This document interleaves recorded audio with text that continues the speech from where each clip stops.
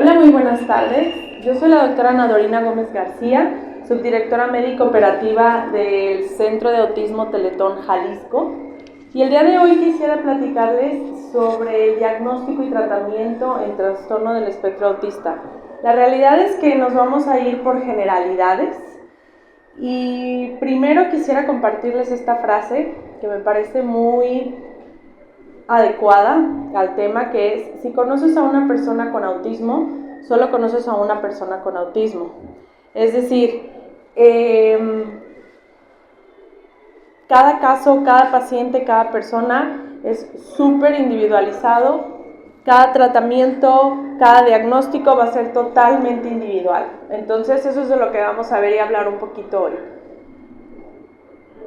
Vamos a hablar un poco sobre términos generales, pero la Organización Mundial de la Salud denominó al autismo como trastorno del espectro autista. Entonces, ¿a qué se debe el trastorno del espectro autista? A una afección que puede llegar a generar algún tipo de alteración en el desarrollo del cerebro, ¿va? Y esto genera retos importantes en la persona. Uno de esos retos es las habilidades sociales, la comunicación y la conducta.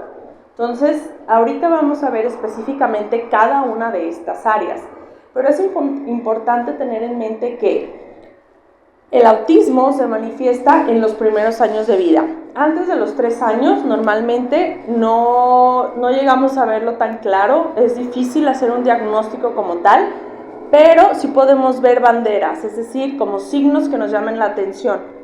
Por ejemplo, cuando un bebé no llega a hacer contacto visual directo, o cuando vemos que le gusta estar un poquito más aislado, a lo mejor temas un poco más de audición, que vemos que no escuche bien. Todos estos deben de ser detallitos que nada más como que tengamos en mente para que nos llame la atención.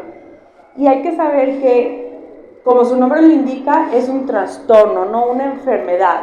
Por lo tanto, es algo que hablamos que no tiene cura, o sea, va a durar toda la vida, y muchas personas adecuadamente prefieren llamarlo una condición. Entonces, ¿cuál es la causa o origen? La causa se denomina multifactorial. Esto quiere decir que hay varios factores que lo causaron, pero principalmente estamos hablando de algo genético de base. Es decir, cuando mamá y papá tuvieron un bebé, puede que haya habido alteraciones genéticas, y si hay algún otro tipo de factor o causa, eso genere que con más razón se presente el autismo.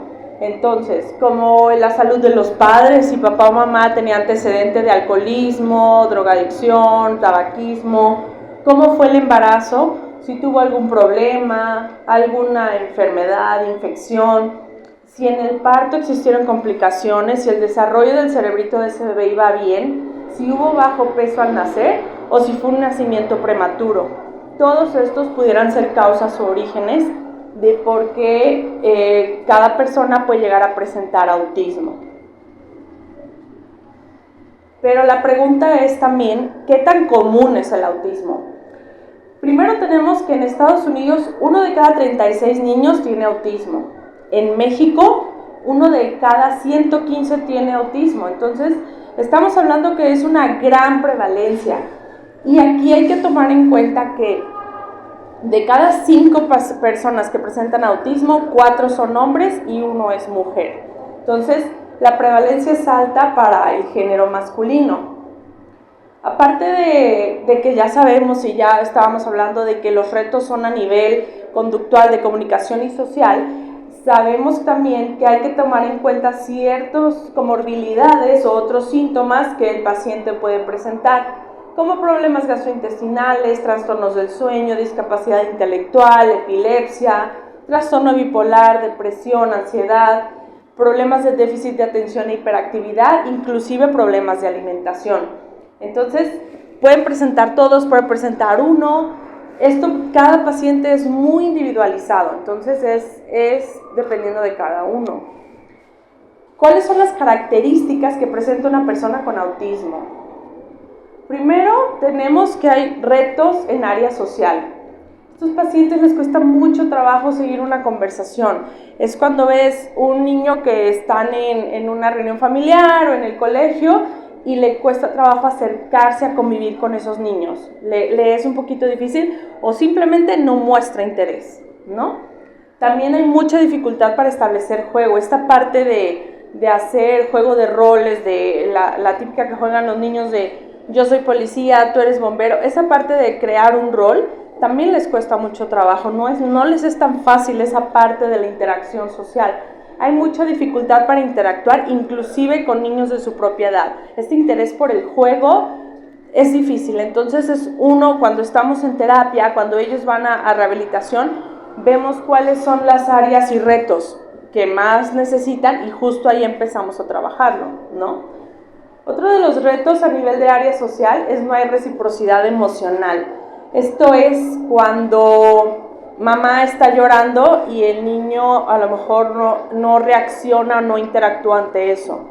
Porque lo más común sería que veíamos que hay una reacción ante una emoción, pero a ellos les cuesta identificar eso. Esa parte un poquito emocional les es un poquito confuso, difícil. Y entonces sabemos que si el niño está presentando ese reto, pues vamos a lo mismo, ¿no? Hacia ese lado es donde vamos a enfocar el tratamiento. Y tienen mucha afición como por un solo objeto o un solo interés. A veces nada más quieren estar con sus propios juegos, sus propios carritos, sus propios intereses y cualquier otra cosa que a alguien más le llamaría la atención, normalmente no es el caso con ellos. A nivel de la parte conductual, vemos mucho tema de movimiento. Son pacientes que les gusta, o normalmente se les dice aleteo, porque están con sus manos todo el tiempo en movimiento. A veces hacen muchos brincos, caminan de un lado al otro, chasquean los dedos, se ponen los dedos frente a la mano. Y todos estos movimientos a nivel motor son mucho para autorregularse. Esta parte de hacer mucho movimiento es como para ellos solitos tener más conciencia de su cuerpo. Entonces, esa es la parte por la que a veces necesitan estar en constante movimiento. Y hay mucha dificultad para hacer cambios en sus rutinas. Si a alguien, normalmente a un niño le tienes una rutina de ahorita desayunamos, después comemos y hasta ahora se siesta, bueno, a ellos cuando les sacas de esa rutina, cuando algo sale fuera de, les cuesta mucho trabajo la adaptación, inclusive puede haber un poco de crisis conductuales y así cuando pasa eso. También presentan muy baja tolerancia a la frustración. Les cuesta trabajo esa parte de adaptación a diferentes cosas, a cambios, a lugares, a gente nueva. Esa parte toma tiempo. Y llegamos a tener temas conductuales como que llegan inclusive a gritar, a llorar, a aventar objetos. Entonces, esta parte también la tenemos que trabajar mucho de la mano con psicología una vez que lo detectamos. Ahora, ¿cuáles son los retos en el área de la comunicación? Tenemos pacientitos que inclusive no llegan a... ¿Sí? Ajá. Justo ahorita vamos a hablar de eso, es una excelente pregunta. Las crisis conductuales son un tema complicado porque cada paciente lo puede presentar diferente. Pero ahorita te voy a platicar justamente de eso, en las diapositivas adelante lo traigo, ahorita lo vamos a platicar. Otro de los retos en el área de comunicación es la ausencia de lenguaje. Puede haber pacientes que ni siquiera emitan ninguna palabra, únicamente sonidos o vocalizaciones. Sí, claro. Y tienden a tomar, parte de esto que no tienen el lenguaje como tal, tienen sus maneras de comunicarse. Una de ellas es que tienden a tomar de la mano al adulto y llevarlo hacia lo que quieren o están pidiendo, hacia sus necesidades. Y otra de las cosas muy comunes en autismo es las frases ecolálicas. La ecolalia es algo que vamos a escuchar mucho en pacientes con autismo. Y la ecolalia habla de repetir frases, diálogos, es la emisión de ciertas frases, puede ser de alguien más que las dijo o de ti mismo. Y son de dos tipos, una puede ser la inmediata y otra es la demorada. La inmediata es la que le estás diciendo al niño, siéntate bien, Y entonces el niño empieza a repetirlo. Siéntate bien, siéntate bien. A veces es bajo el mismo contexto, es decir, sí se está queriendo sentar, a veces no tiene nada que ver, están haciendo otra cosa y lo está repitiendo. Es parte del mismo espectro. Y la demorada es la que, por ejemplo, si está viendo la televisión y vio una caricatura de Peppa Pig y dice, corre Peppa Pig, y entonces él, una semana después, repite esa frase, corre Peppa Pig. Puede ser bajo un contexto que tenga que ver o bajo algo que no tenga nada que ver. Pero en esa parte, en la segunda, en la demorada, es importante recalcar que hay un beneficio aquí, que es que tiene muy buena memoria, porque al final de cuentas, aunque lo esté usando en un contexto que está bien o no, estamos hablando de que ese paciente tiene buena memoria y esos son como circunstancias a favor en las que podemos utilizar para su tratamiento o terapia. Entonces, eso es justo lo que tenemos que ir viendo, cuáles son las partes que sí logra. Y otros de los retos en comunicación son dificultades para el uso y comprensión de gestos. Por ejemplo, les cuesta trabajo identificar una cara de aburrimiento, una cara de enojo o de tristeza. No les es tan fácil. Entonces, aquí siempre vale la pena ser un poquito más específicos en cuanto a lo que estamos sintiendo. Entienden el lenguaje de forma literal, no comprenden tan fácil las bromas. Suelen hablar en tercera persona para referirse a ellos. Están hablando de ellos y dicen, ¿quieres jugar? Y se refieren a ellos mismos, no a alguien más. Entonces, todo eso, pues es importante tenerlo en cuenta, porque si sabemos bien cuáles son los retos, entonces vamos a poder saber cuáles son los objetivos de nuestro tratamiento. Y algo que hay que tomar en cuenta es que algunas personas con autismo perciben de forma especial los estímulos sensoriales. Sabemos que los sentidos son vista, olfato, tacto, gusto y lo auditivo, ¿no? Bueno, todas las personas con autismo pueden procesar los estímulos del entorno de manera diferente, mostrando en ocasiones hiper o hiporreactividad a los mismos. Puede haber un malestar intenso ante determinados sonidos, olores, luces, sabores o inclusive texturas. Puede haber un interés inusual en aspectos sensoriales del entorno. Puede haber indiferencia aparente al dolor o a la temperatura. Y puede haber una búsqueda de estimulación mediante actividad física, como balancearse. Aquí es importante saber que toda la parte sensorial a las personas con autismo les puede costar más trabajo. Es como nosotros ahorita la parte auditiva, estamos escuchando esta plática, me escuchan hablar a mí, pero al mismo tiempo atrás se escucha otro sonido, por allá se escucha como alguien va bajando las escaleras y lo están filtrando, pero ellos a veces no tienen esos filtros. Entonces, si no tienen esos filtros, es como si todo el tiempo les estuvieran llegando ráfagas de estímulos y a veces es demasiado para su cabecita procesarlo. Entonces es cuando en un entorno donde hay mucho ruido les molesta, no quieren estar ahí, intentan más bien como evadirlo. Y así para ciertas cosas, por ejemplo, va lo mismo con las texturas. Son pacientes que a veces el tema de la alimentación les cuesta mucho. La textura muy blanda, como la gelatina, no la toleran, porque es algo que sale fuera de su zona, de lo común. Entonces, todo esto tenemos que ir conociendo individualmente a cada paciente para, en base a eso, saber qué le podemos ofrecer, qué sí le podemos apoyar. Y algo de lo que me gusta hablar mucho es de las fortalezas en autismo, porque a veces nos centramos mucho en los retos o en la parte que les cuesta más trabajo, en las dificultades, pero fortalezas tienen muchísimas. Una de ellas son las habilidades visuales, tienen mucha habilidad, memoria visual, aprendizaje visual. Otra es atención a los detalles, tienen minuciosidad y precisión. Hay mucha creatividad, formas únicas de resolver, pensar y resolver problemas. Integridad como honestidad y confiabilidad. Tenacidad, son resilientes ante las adversidades. Hay bondad, tienden a ser personas con respeto y aceptación de las diferencias. Pensamiento crítico, desafía los comportamientos normáticos. Sistematicidad, búsqueda de patrones y memoria, como lo que hablábamos, ¿no? Una excelente habilidad de la memoria. Entonces, siempre hay que tomar en cuenta todas las fortalezas que pueden presentar. Y existen grados o niveles de apoyo en autismo. Y esto sí es bien importante saberlo, porque basados en esto es la manera en que nosotros les vamos a ofrecer el apoyo. Y no es lo mismo un apoyo 1 que un apoyo 3, que es lo que vamos a ver. Entonces, primero, establecer qué es un apoyo.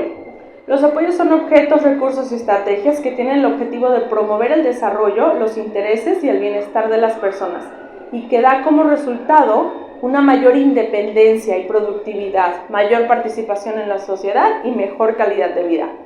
¿Y cómo identificamos un nivel? Los niveles se van a referir a la intensidad y la frecuencia con que una persona necesitará que se presenten los diferentes objetos, herramientas, recursos y técnicas para realizar sus actividades. Entonces, por ejemplo, un nivel de apoyo 1. El nivel de apoyo 1 quiere decir que esa persona necesita apoyo. Tiene dificultad para iniciar interacciones sociales, puede parecer que tiene poco interés en las relaciones sociales, los intentos de ser amigos son excéntricos y habitualmente no tiene mucho éxito. Es el pacientito que te reportan en la escuela que le cuesta mucho trabajo hacer amiguitos. Y hay dificultad para alternar actividades y problemas para organizar y planificar. Entonces, ahí, dependiendo del nivel, es lo que vamos a ofrecer. El nivel de apoyo 2 necesita apoyo notable. Conforme van pasando los niveles, pues requiere todavía más apoyo. Deficiencias notables en la comunicación verbal y no verbal. Aquí, por ejemplo, ya de entrada, el hecho de tener que hay muchísima más deficiencia o límites a nivel de la comunicación, pues sabemos que es un paciente que va a requerir mucho más apoyo. Inicio limitado de interacciones sociales y respuestas reducidas o anormales. Dificultad para aceptar los cambios. Tiene comportamientos repetitivos como girar sobre su eje, brincar, aplaudir o sacudir las manos. Sus gustos e intereses son restringidos, es decir, se interesa por cosas o temas muy específicos y dificultad para cambiar el foco de la acción.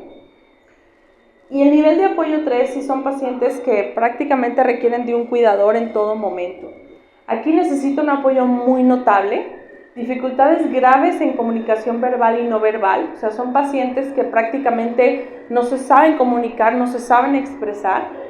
Inicio muy limitado de interacciones sociales y una respuesta mínima a la apertura social de las otras personas.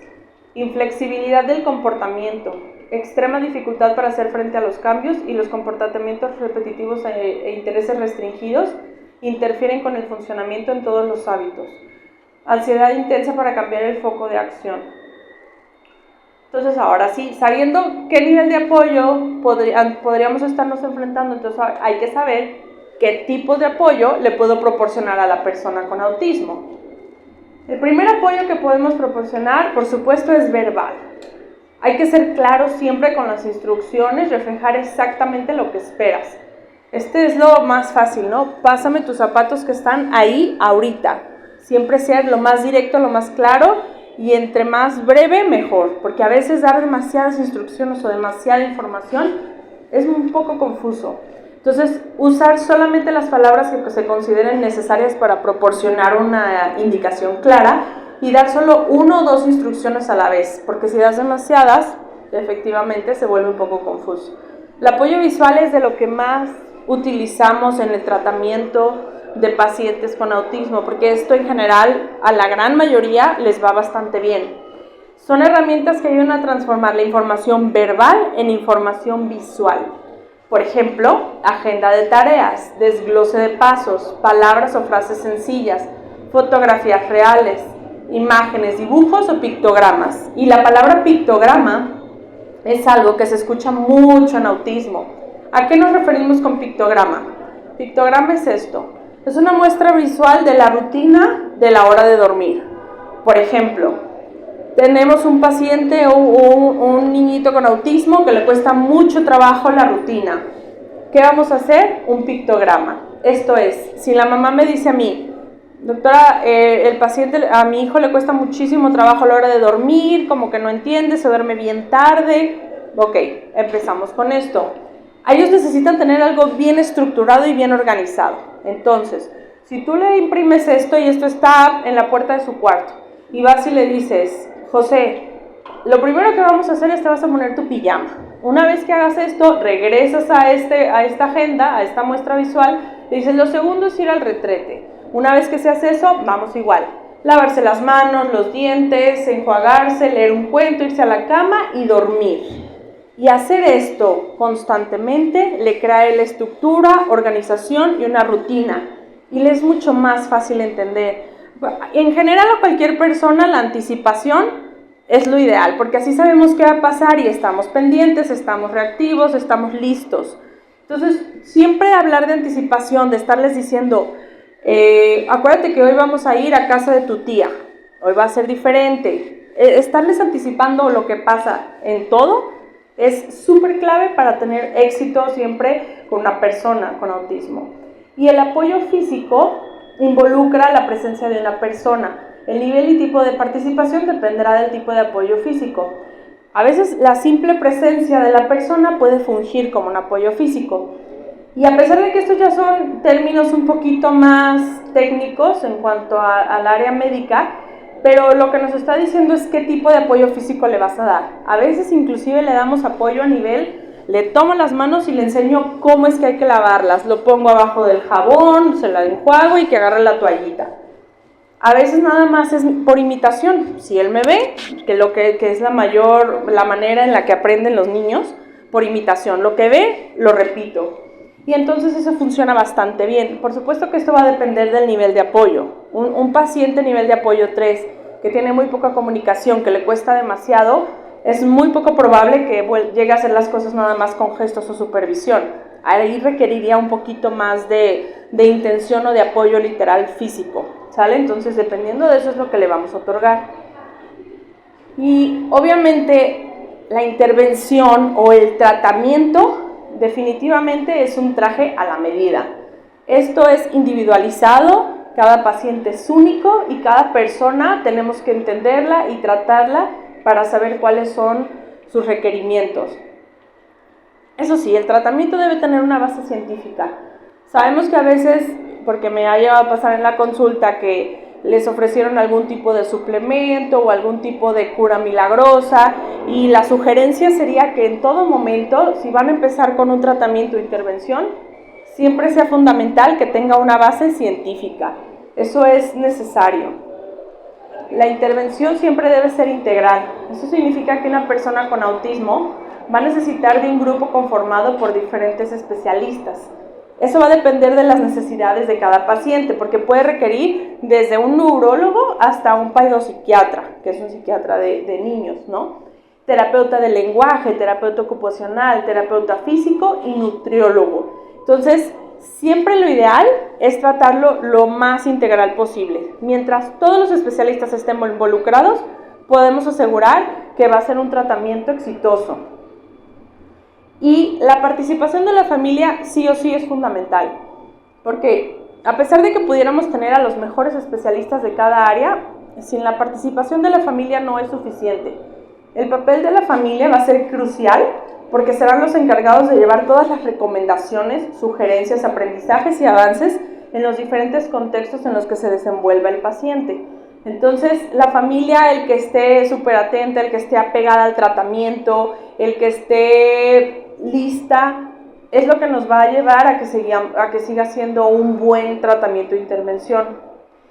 Y si es necesario reconocer el desarrollo de habilidades y la independencia, esto es, ¿qué le voy a proponer a mi paciente para que logre hacer o que ya hace? Y en base a eso, ofrecerle un tratamiento.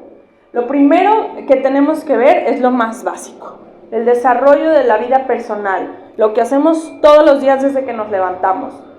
Lavarse las manos, los dientes, limpiar genitales, bañarse, elegir la ropa, cambiar la ropa, peinarse o cosas como reconocer partes del cuerpo, esperar turnos. Todo esto es saber qué ya hace y qué no, para en base a eso es lo que va a empezar a desarrollar.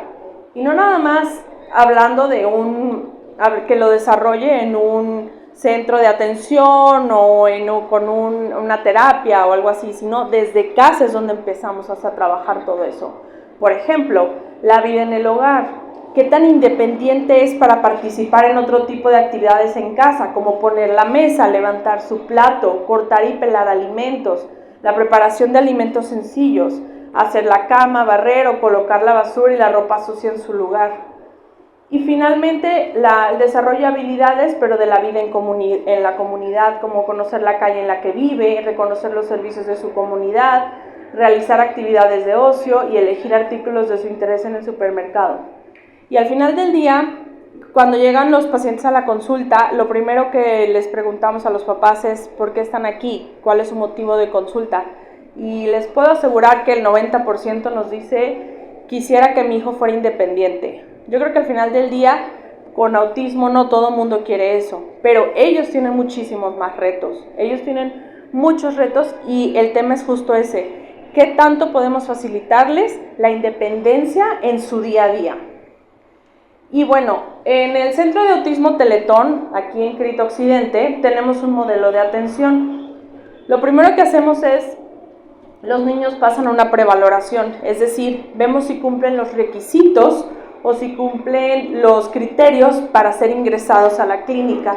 Una vez que los ingresamos, se hace una valoración inicial, una historia clínica, todos los antecedentes del paciente, si ya le han hecho pruebas o no, absolutamente toda la información la recopilamos. Basados en eso, se empiezan a establecer objetivos. ¿Qué es lo que necesita mi paciente? ¿Cómo lo puedo ayudar? ¿Qué es lo que voy a poner de objetivo para que pueda mejorar? Después empiezan a hacer las intervenciones. En este caso sería terapia física, terapia ocupacional, terapia de lenguaje, psicología, que es parte de la base angular de un tratamiento con autismo siempre. Y posteriormente, cada 2 a 3 meses, los vamos reevaluando. ¿Cómo van? ¿Qué objetivos han cumplido? ¿Qué les falta? ¿Cómo va la familia? Porque aquí no es nada más tratar al paciente, la familia va súper de la mano. Entonces, ¿qué tan apegados están los papás al tratamiento? ¿Cómo va en el ámbito social, en el ámbito familiar? Esto es súper importante. Y posteriormente, una vez que se cumplieron todos los objetivos, sí podríamos decir que es un paciente candidato al alta. Como lo acabamos de platicar, igualmente en el Centro de Autismo Teletón hacemos todo súper integral. O sea, paciente que ingresa, paciente que va a tener su psicólogo, su trabajadora social, porque trabajo social se encarga de hacerles la historia familiar, el firma de contrato, el estatus socioeconómico, terapia física, que a pesar de que los pacientes con autismo normalmente no presentan un retraso en el área motora, la terapia física o la parte motora es clave para que puedan desarrollar el resto de las áreas. O sea, si un paciente tiene un buen equilibrio o buena fuerza, buena coordinación, es mucho más fácil que el resto de las áreas las pueda desarrollar y tener más acorde. Terapia de lenguaje, psicología familiar y atención al público. Y me gustaría compartirles esta frase que me parece muy inclusiva respecto a las personas con autismo, que es: hoy comprendo que es importante hacer las paces con el espectro y dejar de verlo como un fantasma gris y oscuro. Es verdad que rompe con las reglas sociales y los estereotipos, que eso no siempre es cómodo, pero detente un momento y obsérvalo. Te está pidiendo que lo mires con bondad y que le permitas llenar de colores el camino. Y creo que esto va mucho de la mano con la empatía. A veces, ahorita yo hablé mucho de pacientes pediátricos porque en Teletón obviamente es lo que más vemos, niños. Pero hay muchísimos adultos con autismo, o sea, el porcentaje es alto. Y a lo mejor esa persona del trabajo o que conoces, que dices, ay, es el retraído, es el que le gusta aislarse. A lo mejor no sabemos si detrás de eso hay un diagnóstico con autismo, y no es que le gustes, es que le cuesta, es que no lo sabe hacer tan fácil. Y a lo mejor un poquito de empatía ante eso, pues podría cambiar las cosas, ¿no? Como intentar entender siempre el por qué. Y me gustaría hacerles unas recomendaciones. La primera es este libro que se llama Seres Humanos Únicos, del autor Barry Prinsand, y él habla mucho en este libro de que los pacientes con autismo no hay que querer cambiarlos, hay que entenderlos, hay que entender por qué hacen las cosas diferentes, por qué tienen interés por ese objeto, por qué están presentando una crisis conductual. Eso es lo que hay que hacer, es mucho más fácil. Y estos dos Instagram son de uno, él es psicopedagogo, pone todo el tiempo muchísimas recomendaciones respecto a autismo, y ahí está el Instagram de Autismo Teletón, que también todo el tiempo están subiendo muchísima información respecto a autismo. También, si les gusta escuchar podcast o Spotify, el ABC del espectro autista es un súper buen podcast para hablar de autismo. Y bueno, parte de por lo que se hizo este ciclo de conferencias es porque el 2 de abril es el Día Mundial del Autismo. Y entonces es un día en el que se conmemora a todas las personas que presentan este diagnóstico y es para hacer mucha conciencia e inclusividad en que todos, absolutamente todos, son válidos, preciados y hay que ser muy empáticos. También en la página de teletón.org hay links, hay información, hay inclusive un manual totalmente gratuito para las familias donde pueden descargarlo y bajar información de ahí. Y bueno, espero que les haya funcionado, espero que les haya sido de utilidad esta plática y estoy a sus órdenes para cualquier pregunta que tengan o inquietud, con mucho gusto. Respondiendo específicamente a tu pregunta, ¿cómo manejas una crisis conductual? Lo primero que siempre se nos ha recomendado es, si un paciente está en un punto en el que ya no lo puedes controlar, está llorando, se tiró al suelo, está gritando, a veces llegan, esta es la parte más complicada, cuando llegan a autolesionarse o lesionar a alguien más, lo primero que tiene, si tú le dices a alguien, es como los niños, todo lo que le digas que no, más lo va a hacer. Si tú volteas y le dices, no te pegues, te puedo asegurar que más se va a pegar. Entonces es darle un poquito de contención y espacio. Es una parte de cuando nos dieron la capacitación a nosotros, porque la clínica de autismo Teletón lleva 3 meses en funcionamiento, literalmente apenas estamos empezando. Cuando nos dieron una capacitación del Centro de Autismo Teletón, que lleva más de 10 años funcionando, o sea, ya se han vuelto unos expertazos trabajando con autismo, nos decían que lo ideal siempre es, primero, dar espacio. Segunda, palabras claras y tranquilas. Aquí estoy. Todo va a estar bien. Respira. Como si tú te pones al nivel que él, no lo vas a ayudar a bajar. O sea, lo que tú necesitas es que él o ella otra vez se baje a la frecuencia que tú lo quieres. Porque si tú piensas, no, deja de gritar, es que no puedes, estás acá. O sea, tú necesitas ayudarlo a que él otra vez relaje, calme, regrese a su centro, ¿sabes? Entonces, esta parte de darle espacio, no intentar contenerlo, que hagas prácticamente lo opuesto, que sería como intentamos trabajar con un niño que está haciendo un berrinche en un lugar donde es público, bueno, justo así. Como intentar manejar la situación muy tranquilamente. Como receta de cocina no hay porque cada paciente es súper diferente. Pero sí hay que saber que cuando hay crisis conductuales repetitivas, sí se necesita de apoyo psicopedagógico, o sea, sí necesitamos psicólogo para tener un manejo conductual específicamente del paciente y sí necesitamos inclusive a veces pedopsiquiatría, ¿no? Que a veces son pacientes que tienen ansiedad y que no la pueden controlar de todo y a veces sí necesitamos apoyo y está bien. A veces nada más con psicología sale adelante y lo controlas mejor. Y hay siempre una causa. Siempre hay una causa por cuál está generando una crisis. Si es porque le pusiste un límite, si es porque le dijiste que no podía hacer eso, y entonces hay que siempre ver cómo lo vas un poquito manejando para que si ya sabes que eso lo activa, poder manejarlo un poquito diferente, ¿no? ¿Alguien más tiene alguna duda, alguna inquietud? ¿Algo? ¿Todo bien? Claro. ¿Está? Sí, claro.